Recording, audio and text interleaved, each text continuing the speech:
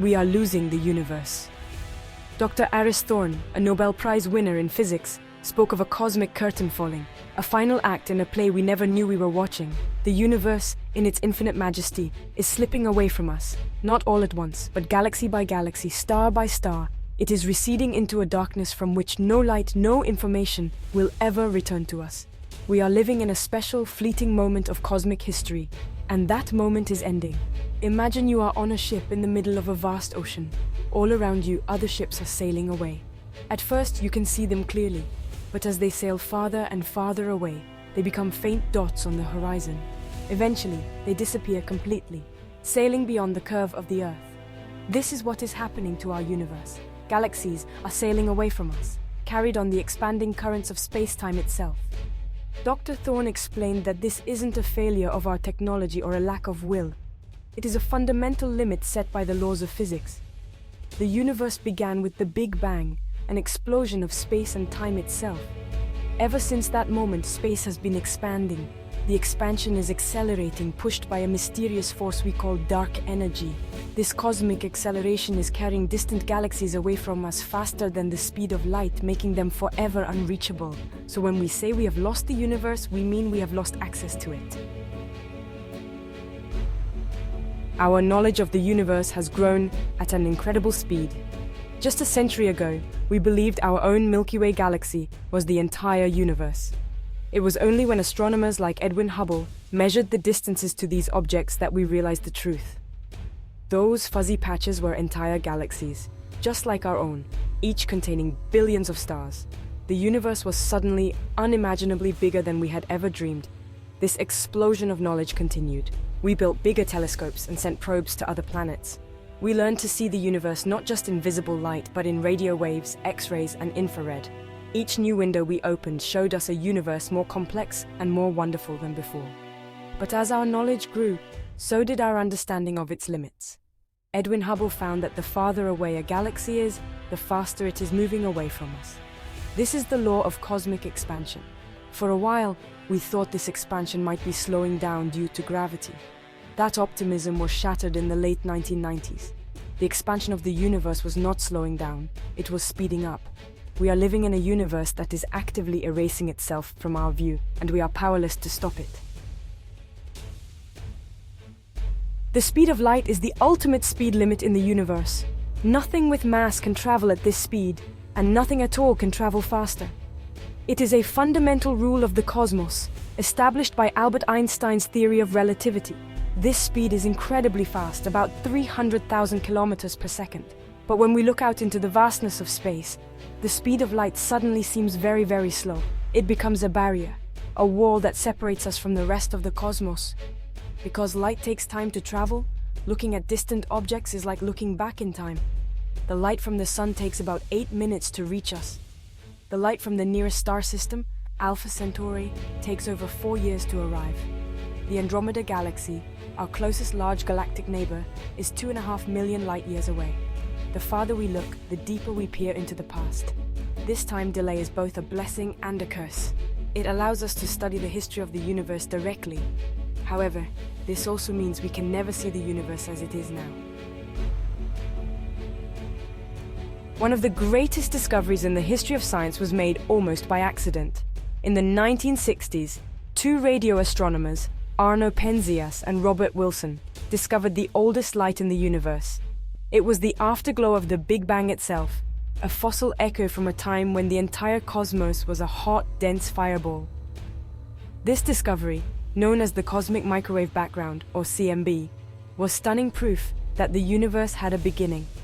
Studying the CMB has told us an incredible amount about our universe. Everything in the universe, including our own galaxy, our solar system, and ourselves, can trace its origin back to these tiny ripples in the primordial fire. Yet, this ancient light also tells us about our limits. The CMB represents the oldest possible light we can ever hope to see.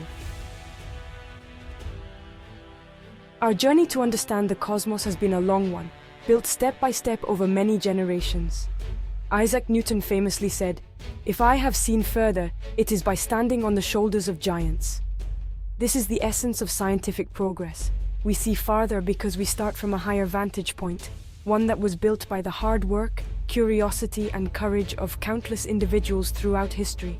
From Galileo to Newton, who gave us the laws of gravity and motion, to Einstein, who reshaped our understanding of space, time, and gravity itself, the chain of discovery continues.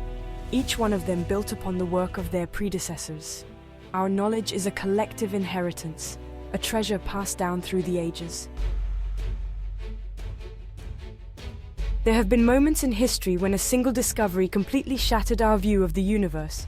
One such moment was the discovery of Jupiter's moons by Galileo. Before him, everyone assumed that all celestial bodies orbited the Earth. When Galileo saw 4 points of light dancing around Jupiter, he realized he was seeing a miniature solar system.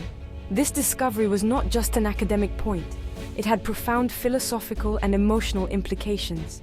If other planets could have moons, then the Earth was not as special as we thought. It was just another planet. Another such moment came in the 1920s with Edwin Hubble's discovery of other galaxies. For all of human history, the Milky Way was our universe. When Hubble proved that the Andromeda Nebula was actually a separate galaxy, millions of light years away, the universe expanded in an instant.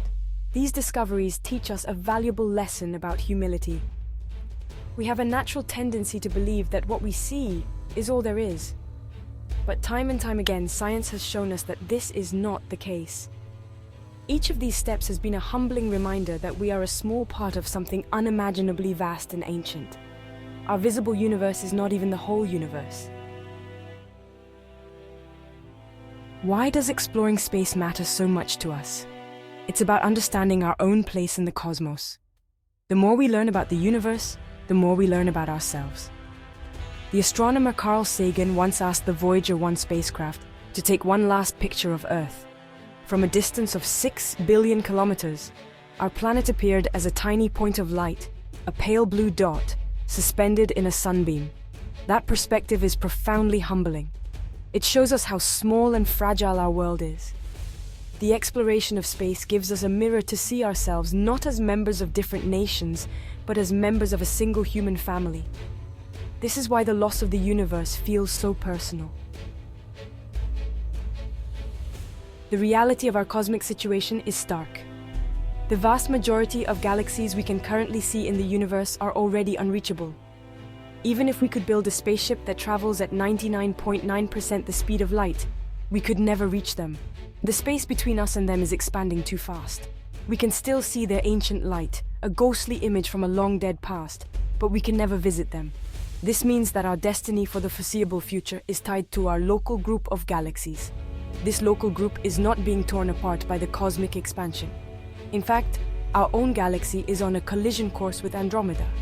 Beyond this local group, the rest of the universe will continue to recede, fading from view. We therefore live in a uniquely privileged time. Faced with the knowledge that most of the universe is forever beyond our reach, it would be easy to feel a sense of despair. But this is not the end of the story. The loss of the distant universe does not mean the end of discovery. It reminds us that knowledge is precious, and that the time we have to gather it is finite. The quest for knowledge has never been solely about physical travel. It is a journey of the mind. We may never travel to another galaxy, but we can bring the light from that galaxy to us. Our telescopes are our starships. The ultimate message is one of hope. The human spirit is defined by its relentless curiosity. The universe may be vast and we may be small, but we have the ability to comprehend a part of its grandeur. The desire to know, to understand, is the most noble part of our humanity.